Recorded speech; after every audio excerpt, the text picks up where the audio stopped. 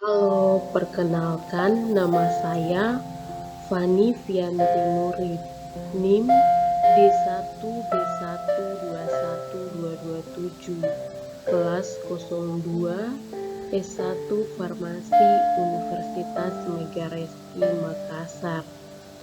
Maksud dari pembuatan video kali ini adalah untuk memenuhi tugas wawasan ilmu farmasi.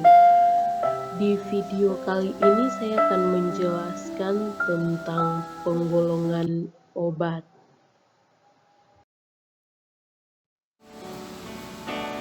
Pengertian obat. Obat adalah semua bahan tunggal atau campuran yang digunakan oleh semua makhluk untuk bagian dalam maupun luar, guna mencegah, meringankan, maupun menyembuhkan penyakit.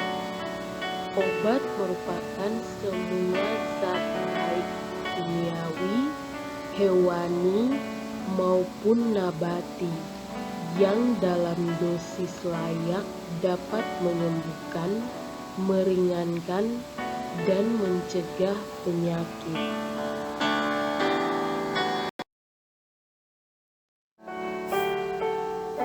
Kemudian yang berikut penggolongan obat. Penggolongan obat ada 4, yaitu obat bebas terbatas, obat keras, dan obat psikotropika dan narkotika.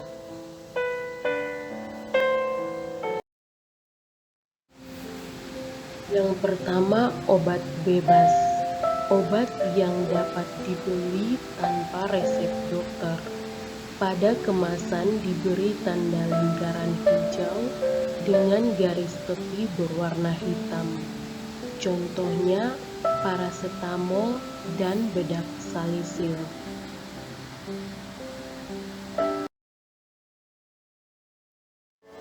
Yang kedua, obat bebas terbatas.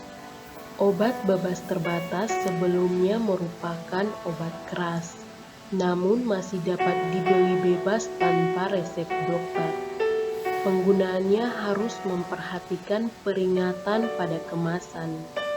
Pada kemasan diberi tanda lingkaran biru dengan garis tepi berwarna hitam, dan kotak berwarna hitam berisi peringatan dengan tulisan putih. Peringatan nomor 1 sampai dengan peringatan nomor 6.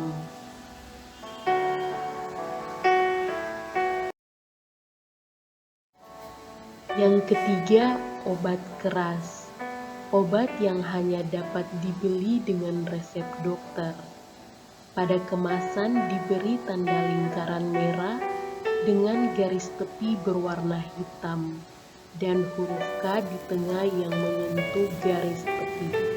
Contohnya semua golongan antibiotik, obat hipertensi, obat jantung, dan obat diabetes. Kemudian obat psikotropika. Obat keras yang berkhasiat mempengaruhi susunan saraf pusat, dapat menyebabkan perubahan mental dan perilaku, dan hanya dapat dibeli dengan resep dokter. Penggunaan obat psikotropika diawasi dengan ketat dan dilaporkan secara rutin kepada Kementerian Kesehatan RI sesuai ketentuan dan peraturan perundang-undangan Nomor 5 Tahun 1997 tentang psikotropika. Pada kemasan diberi tanda lingkaran merah dengan garis tepi berwarna hitam dan huruf K di tengah yang menyentuh garis tepi.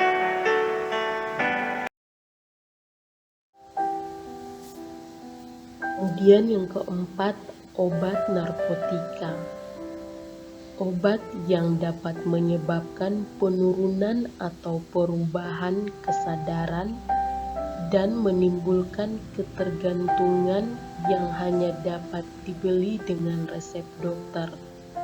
Penggunaan obat narkotika diawasi dengan ketat dan dilaporkan secara rutin kepada Kementerian Kesehatan RI sesuai ketentuan dan peraturan perundang-undangan Nomor 35 Tahun 2009 tentang narkotika.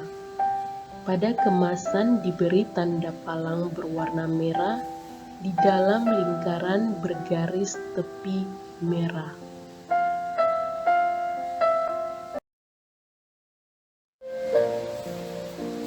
Kemudian yang berikut penggolongan obat berdasarkan nama, yaitu obat paten, obat generik, dan obat generik bermerek.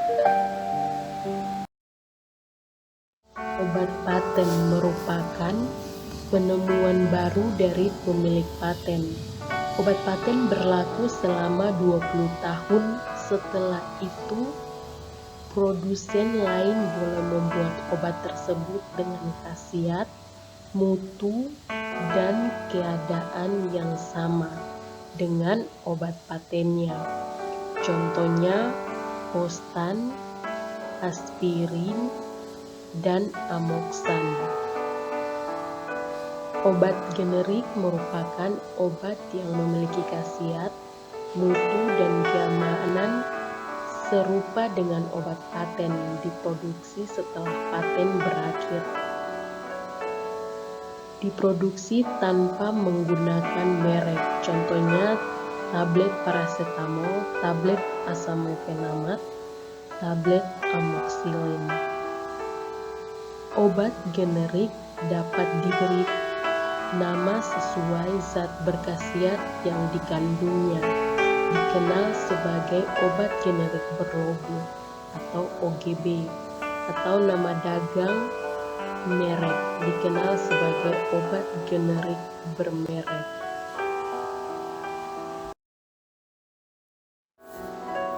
Kemudian yang berikut penggolongan obat berdasarkan bentuk sediaan, yaitu bentuk padat, bentuk setengah padat, cair, dan gas. Bentuk-bentuk sediaan padat yaitu tablet, kapsul, pil, serbuk, granula, suppositoria, atau ovula.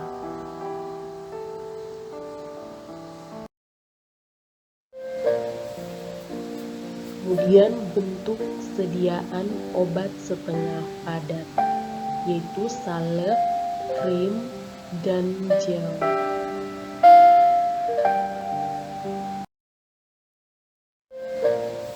Kemudian bentuk sediaan obat cair, yaitu larutan, eliksir, suspensi, dan emulsi.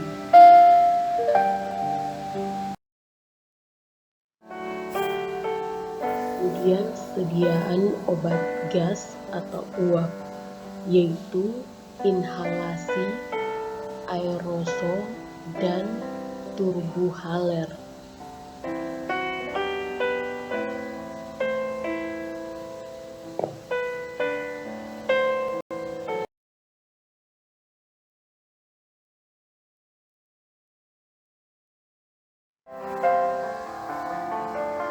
Dan terima kasih, semoga video ini bermanfaat.